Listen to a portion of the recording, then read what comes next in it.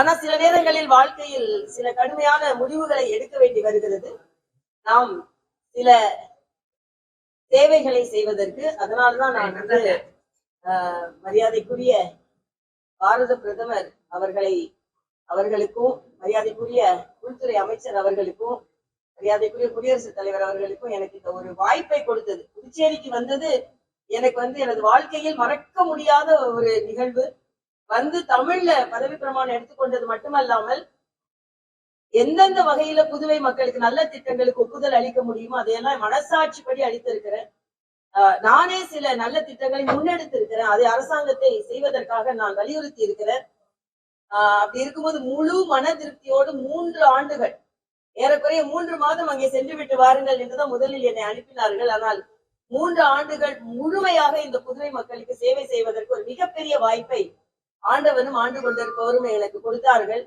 அது மட்டுமல்ல, இங்கே பத்திரிகை சகோதராக இருக்கட்டும், தெருக்களில் நான் செல்லும் பொழுது மக்கள் என் மீது அபரிதமாக காண்பிக்கும் அன்பாக இருக்கட்டும், கோயிலுக்கு சென்று வரும் பொழுது அவர்கள் என்கிட்ட காண்பிக்கின்ற அன்பாக இருக்கட்டும், இந்த அன்பை நான் மறக்கவே மாட்டேன்.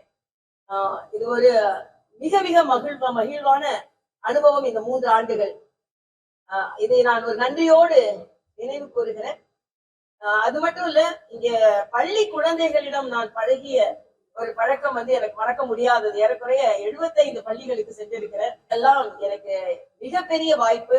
தமிழில் பதவி பிரமாணம் மட்டுமல்ல, தமிழில் ஆளுநர் உரை ஆற்றி இருக்கிறேன்.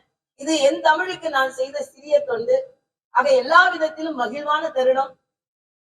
செல்லும் போது மகிழ்வாகத்தான் செல்கிறேன் என்றில்லை. நிச்சயமாக இந்த இடத்தை விட்டு செல்வது எனக்கு கொஞ்சம் மன வருத்தமாகத்தான் இருக்கிறது. ஆனால் இதைவிட அதிகமாக மக்களுக்கு சேவை செய்ய வேண்டும் என்ற உள்ளுணர்வோடு செல்கிறேன் என்பதைத்தான். நிச்சயமாக புதுவைக்கும் எனக்குள்ள தொடர்பு தொடரும், என்றும் அது விடுபடாது என்பதை நான் தெரிவிக்கிறேன். மனதால தொடரும், உணர்வால் தொடரும். நானே எடுத்த முடிவுதான். ஆனா சில பத்திரிகை சகோதரர்கள் நான் எவ்வளவு அன்பா இருந்தாலும் ஏதோ நான் வந்து கவர்னரா தொடர முடியாது, அதனால நான் இவ்வளவு முடிவு எடுத்தேன் அப்படிலாம் இல்ல. நான் தான் ஒரு வருஷமா உங்களுக்கு எல்லாம் சொல்லிக்கொண்டே இருக்கேன். இன்னொன்று உங்களுக்கு நல்லா தெரியும், கவர்னர் மாளிகை என்பது எவ்வளவு வசதி மிக்க மாளிகை என்று. நீங்க தெலுங்கானால எல்லாரும் அழுது கொண்டே என்னை வழி அனுப்பினார்கள். 300 ஊழியர்கள் எனக்கு சுத்தி மொத்தம் 5 சேவை பெண்கள் இருப்பாங்க. ஆக அப்படிப்பட்ட ஒரு வாழ்க்கையை விட்டு நான் பொது வாழ்க்கைக்கு வருகிறேன் என்றால் அதில் அன்பை நாம புரிந்து கொள்ள வேண்டும். ஆனா ஏதோ நான் வந்து கவர்னர் இன்னும் இருக்கணும்னு கேட்டேன். இன்னும் 6 மாசம் இருக்கு, அங்க கவர்னர் இருக்கு, இங்க 3 வருஷம் நான் முடிச்சுட்டேன். அதனால இதெல்லாம் சுயநலத்துக்காக எடுத்த எந்த முடிவும் இல்லை. சுயநலத்துக்கு நான் எடுத்த முடிவா இருந்தா நான் நல்ல பிராக்டிஸ்ல டாக்டராகவே இருந்திருப்பேன். இல்லைன்னா நான் வந்து வேற மாதிரி வழியை தேர்ந்தெடுத்திருப்பேன். என்னோட ஒற்றை நோக்கம் முழுவதுமாக மக்கள் தொடர்பு, மக்கள் சேவை. அதனாலதான் நான் இருந்த ராஜ்பவனா இருக்கட்டும், ராஜ்நிவாசா இருக்கட்டும் மக்கள் பவனமாகத்தான் மாறியது. ஆனா இன்னும் நேரடி தொடர்பு கொள்ள முடியவில்லையே என்ற ஆதங்கத்தில் தான் நான் ராஜினாமா செய்தேன். இது முதல் என்னோட விருப்பம். நான் சொல்லி நான் எனது முடிவை ஏற்றுக்கொண்டதுதான் நான் வந்து மக்கள் சேவைக்கு செய்யணும்னு நினைச்சேன். நான் தமிழகத்தை சார்ந்தவள். தமிழகத்தை நான் வந்து தமிழ் மகள் தான். ஆனா புதுச்சேரியில ஒன்றுதான் நான் சொன்னேன், அதே தமிழ் மகளாக தான் இங்கதான் வந்தேன். ஆனா என்னை அந்நிய மாநிலத்தவராக பார்க்காதீர்கள் என்ற கோரிக்கை நான் வைத்தேன், அவ்வளவுதான். அதனால நான் விருப்பப்பட்டு மக்களிடம் போனது. எந்த தொகுதியா இருந்தாலும் பரவாயில்ல. என்னை பொறுத்த மட்டில் நான் நாளை கட்சி அலுவலகத்திற்கு செல்கிறேன். அவர்கள் என்ன முடிவு செய்கிறார்களோ அந்த முடிவை நான் ஏற்றுக்கொள்வேன். வெற்றிகரமான ஒரு நிகழ்வாகத்தான் இருக்கும் என்பது எனக்கு தெரியும். ஏன்னா நான் வந்து இவ்வளவு வசதியான ஒரு வாழ்க்கையை விட்டு மக்கள் சேவை ஆற்ற வேண்டும் என்று நான் செல்கிறேன். இதை மக்கள் புரிந்து கொள்வார்கள். மக்களின் அன்பு, அது புதுச்சேரி மக்களுக்கே அன்பு இருக்கு. நிச்சயமா புதுச்சேரி மக்கள் என்னை புறக்கணிக்கிறார்கள் எல்லாம் நான் சொல்ல முடியாது. புதுச்சேரி மக்களுக்கு அன்பு இருக்கு. ஏன்னா நான் வர்ற வழி எல்லாமே நான் பார்த்து கொண்டு வருகிறேன். அவர்கள் என்னிடம் காட்டும் அன்பு அபரிதமானது. அதனால் இது நிச்சயமாக இந்த அன்பு தொடர் உணர்வுபூர்வமாக என்பதையும், புதுச்சேரி மக்களுக்கு என் மீது காண்பித்த அன்பு மட்டுமல்ல, நீங்கள் அனைவருமே நன்றாக இருக்க வேண்டும் என்பதையும் நான் தெரிவித்துக் கொள்கிறேன். இன்னொன்று, புதுச்சேரி நான் நன்றாக படித்திருக்கிறேன். வருங்காலத்துல முதலமைச்சர் சரி, வருகின்ற ஆளுநர்களையும் சரி, புதுச்சேரிக்கு இது செஞ்சா நல்லா இருக்கும்ன்ற ஆலோசனை நான் இன்னும் தொடர்ந்து சொல்லுவேன். ஏனென்றால் புதுச்சேரியை நான் ஒரு 3 ஆண்டுகாலமாக முழுவதுமாக அறிந்திருக்கிறேன். புதுச்சேரி எந்த அளவிற்கு வளர வேண்டும் என்ற ஆசையும் நான் படுகிறேன், அவ்வளவுதான். இதற்கு பின்விளைவுகள் ஏதாவது ஏற்பட்டால் மீண்டும் துணை ஜனாதிபதி ஆகலாம் என்ற எண்ணம் அவருக்கு அனிதா ராதா எப்படி பாக்குறீங்க? இதுக்கு சிரிப்பை தவிர நான் வேற எதுவும் பதிலா சொல்லல, அவ்வளவுதான். மேடம் பின்னணியில நீங்க தோல்வி அடைகிறது ஒரு மறைமுகமா சொல்லியிருக்காரு. இது அரசியல் நீங்க விமர்சனம் சொல்லியிருக்காரு. நான் நேர்முகமாக சிரிக்கிறேன், அவ்வளவுதான். அவரோட கருத்துக்கு இல்ல கடந்த சில மாதங்களாவே தமிழக பாஜக தலைவர் அண்ணாமலை வந்து உங்களுக்கு எதிராக கருத்து சொல்றாருங்க. இந்த நிலையில அவரு கூட அவர் தலைமை கீழ வந்து நீங்க வந்து தேர்தலை சந்திக்க தயாரா இருக்கீங்களா? இதை எப்படி பாக்குறீங்க? சிறுமி கொலை வழக்குல நீங்க வந்து விரைவா தண்டனை வாங்கி தரணும்னு சொல்லிட்டு இப்போ பாதியிலே எது செய்கிறீர்கள் அப்படின்னு சொல்லிட்டு திமுக மகளிர் அணிலாம் ஒரு விமர்சனம் பண்றாங்க. அதே போல நிற்கும் இடத்துல உங்களுக்கு எதிர்ப்பு களமறிக்கை பணியாற்றுன்னு சொல்லியிருக்காங்க. இதே எப்படி பாக்குறீங்க? அந்த சிறுமியின் கொலை வழக்கில் உள்ளவர்களுக்கு தண்டனை கிடைக்க வேண்டும் என்பதில் நான் உறுதியாக இருக்கிறேன். அந்த மோசமான சம்பவம் நடந்தது என்பது நான் மிக வருத்தத்தை தெரிவித்துக் கொள்கிறேன், அவ்வளவுதான் என்னால் சொல்ல முடியும். இதை நான் எதையும் அரசியல் போறீங்க ஒரு எம்பியான வலியுறுத்தீங்களா? நிச்சயமாக பெண்கள் பாதுகாப்புக்கு நான் எனது குரல் என்றுமே ஒலித்துக் கொண்டிருக்கோம். கடந்த 5 ஆண்டுகளாக தமிழகத்துல நீ எந்த பணியும் கிடையாது, மக்களோட தொடர்பு கிடையாது. இப்போ நீங்க தமிழக மக்களவை தேர்தல் நிக்கிறீங்க. எப்படி மக்களை சந்திக்க போறீங்க? என்ன வாக்குறுதி கொடுக்க போறீங்க? கள நிலவரம் உங்களுக்கு எப்படி இருக்கு? ஏற்கனவே 2 மக்களவை தொகுதி 2 சட்டமன்ற தேர்தலில் போட்டிட்டு தோல்வியை தள்ளி உங்களுக்கான வெற்றி வாய்ப்பு எப்படி இருக்குன்னு அதாவது என்னோட கேள்வி கேட்டுட்டே இருக்க அதாவது வேட்பாளர்ங்கிற முறையில வந்து ஆளுநருங்கிற வேட்பாளர் உங்களுடைய பலம் எதுவா இருக்குன்னு மக்கள் மத்தியில் அது முன்னோடு அதாவது என்னோட பலம் மக்கள் அன்பு, என் பலம் மக்கள் மீது உள்ள பாசம், என் பலம் என் மீது உள்ள நம்பிக்கை, என் பலம் எனக்கு இறைவன் துணை இருப்பார் என்ற நம்பிக்கை. மணக்குள விநாயகர் மீது அபரிதமான நம்பிக்கை வைத்திருக்கிறேன்.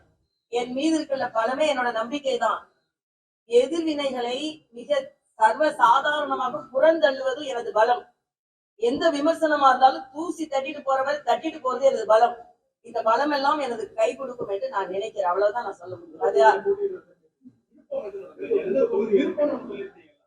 மக்கள் தொடர்பு எங்கே அந்த விருப்பம் பயனுக்கு மக்கள் எல்லாருமே நம்ம மக்கள் தான். தமிழக மக்களும் தமிழ் பேசும் மக்களும் புதுவை மக்கள் மீது நான் அபரிதமான அன்பு வைத்திருக்கிறேன், அவ்வளவுதான். எனது விருப்பம் வந்து எனது விருப்பம் மக்கள் தொடர்பு, அவ்வளவுதான். ஆட்சியாளர்கள் உங்களுக்கு இந்த 3 வருட காலங்கள்ல முழுமையா ஒத்துழைப்பு அளிச்சாங்க. கடைசி உங்களுக்கும் அவங்களுக்கும் நிறைய மனஸ்தாபங்கள் ஏற்பட்டதா சொல்லப்படுது. சபாநாயகர் நேரடியாவே உங்களை வந்து சட்டசபை கட்டணத்துக்கு நீங்க தான் இடையூறா இருக்கீங்க அப்படின்ற விமர்சனம். தம்பி வேற ஏதாவது கேள்விகள் இருக்கா பார்ப்போம். ஆக்கப்பூர்வமா பேசுறோம், ஆக்கப்பூர்வமா நம்ம இருக்கோம். ஆக்கப்பூர்வமா இப்ப இருக்க வேணாம். நான் என்ன சொன்னேன்? மக்கள் மீது நம்பிக்கை இருக்குது, என் மீது நம்பிக்கை இருக்குது, கடவுள் மீது நம்பிக்கை இருக்குது. இந்த நம்பிக்கை தான் வாழ்க்கை, அவ்வளவுதான். தம்பிங்களா ரொம்ப சந்தோஷம் உங்களை எல்லாம் பார்த்தது. நீங்க வந்து சில நேரங்களில் நேரடியாகவும் என்ன எடுத்திருக்கீங்க, மறைமுகமாவும் எடுத்திருக்கீங்க. எதை பற்றி கவலைப்படல, மகிழ்ச்சியாக ஒருவர் அன்போடு நாம நான் இங்க இருந்து செல்கிறேன். இதயத்தோடு இணைந்துதான் இருப்பேன், உணர்வோடு உங்களோட இணைந்துதான் இருப்பேன். மக்கள் பணியிலிருந்து என்னை பிரிக்க முடியாது. இந்த வாய்ப்பை கொடுத்த மரியாதைக்குரிய பாரத பிரதமர் அவர்களுக்கும், உள்துறை அமைச்சர் அவர்களுக்கும், மரியாதைக்குரிய குடியரசுத் தலைவர்களுக்கும் மற்றும் இந்த பகுதி மக்கள் அனைவருக்கும் எனது நன்றியை நான் தெரிவித்துக் கொள்கிறேன். எனது மக்கள் பணி தொடரும், இன்னும் தொடரும். இன்னும் சொல்ல போனா மரியாதைக்குரிய பாரத பிரதமர் அவர்கள் நிச்சயமாக மறுபடியும் பிரதமராக வர வேண்டும் என்பதுதான் எனது வேண்டுதல். ஏனென்றால் அப்படிப்பட்ட ஒரு பிரதமர் இருப்பதனால்தான் நம்ம நாடு வளர்ச்சி அடைந்து வருகிறது.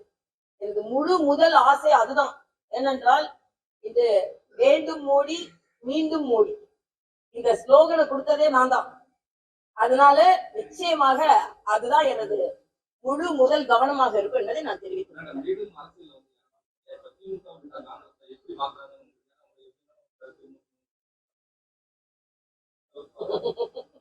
எப்படி வேணாலும் பார்த்து போடுமா.